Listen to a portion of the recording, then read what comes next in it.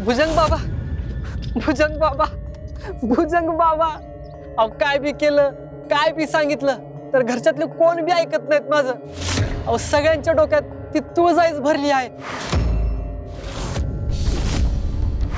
म्हणजे तुला तुझ्या भावाची काळजी आहे. इतक्या मोठ्या संकटातनं वाचवलंय तुम्ही, पण माझं मन काय बी मानत नाही बघा. मानणार भी नाही, कारण संकट टळलेलं नाही. आता तर खरी सुरुवात झाली आहे. आणि इथून पुढे जे घडल ते लई भयंकर असल.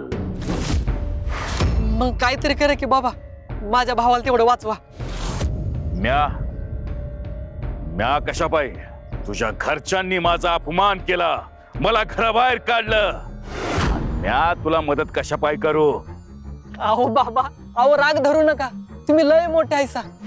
अहो काहीतरी उपाय सांगा बाबा, तुमच्या पाया पडतो बाबा, तुमच्या पाया पडतो. ठीक आहे, तुझ्या पायी एक उपाय आहे.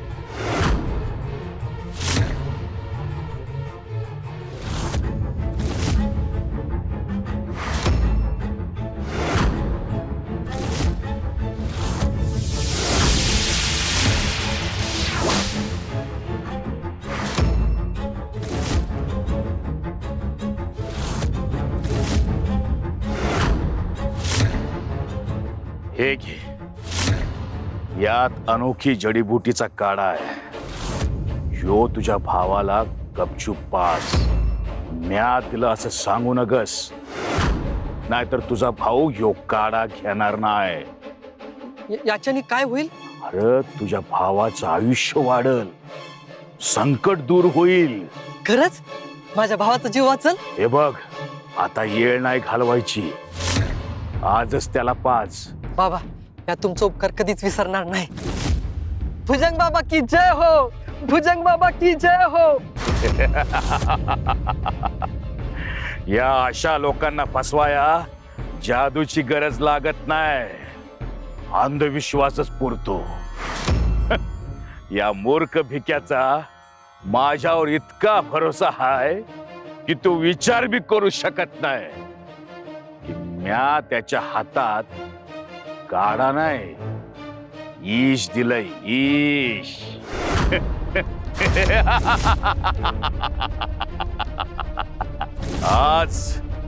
आज हो स्वतःच्या हातानं भावाला ईश पाजाल, आणि उद्या हेच ईश याच्या भावाचा जीव घेल. अकाल मृत्यू विजयी भवा, अकाल मृत्यू विजयी भवा.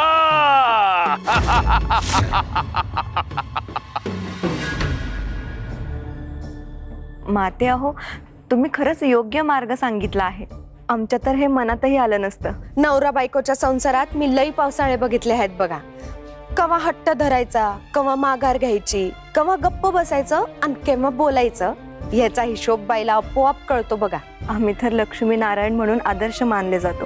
पण तुम्हाला सांगू का, मनुष्याच्या संसारातील काही अनुभव हे केवळ माणसांनाच जगता येतात, आणि खरं तर त्यातूनच त्यांचं नातं अधिक घट्ट होतं. आता इथं उभं राहू नका, कामाला लागा. मी इथंच आहे.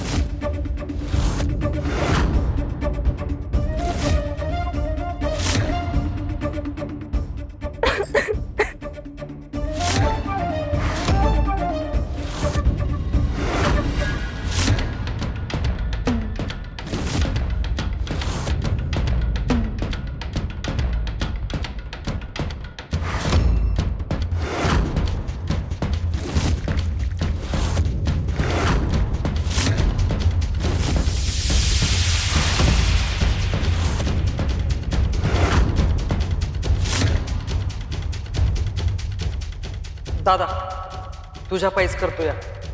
खोटं बोलावं लागलं तरी चालत, पण तू वाचला पाहिजे.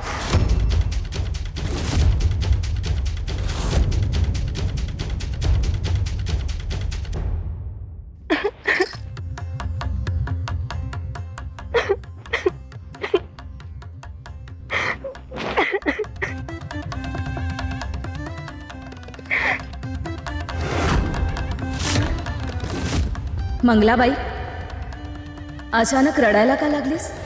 तुमची काही तब्येत वगैरे बरी नाहीये का? तब्येत ठीक आहे माझी, पण मला अचानकच आज माझ्या नवऱ्याची लय आठवण यायला लागली. आत्ता? अगं पण तू रागारागात घर सोडून आली होतीस ना? हा वय, पण ते भांडण कायमचं नसतंय ना.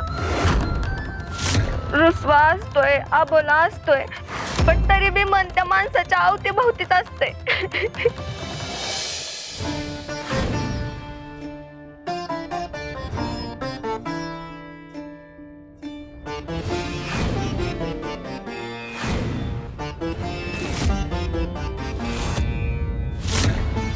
मग आता तू घरी परत जाणार आहेस का? नाही म्हणजे कुठे जाऊ आता?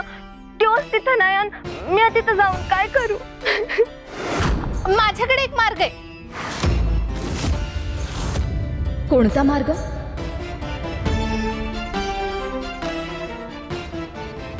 प्रश्न मंगलाबाईचा, पण आम्हाला स्वामींची आठवण करून देणार आहे. हे सारखं मंगलाबाईच्या उपस्थितीतच पुन्हा पुन्हा का घडतंय?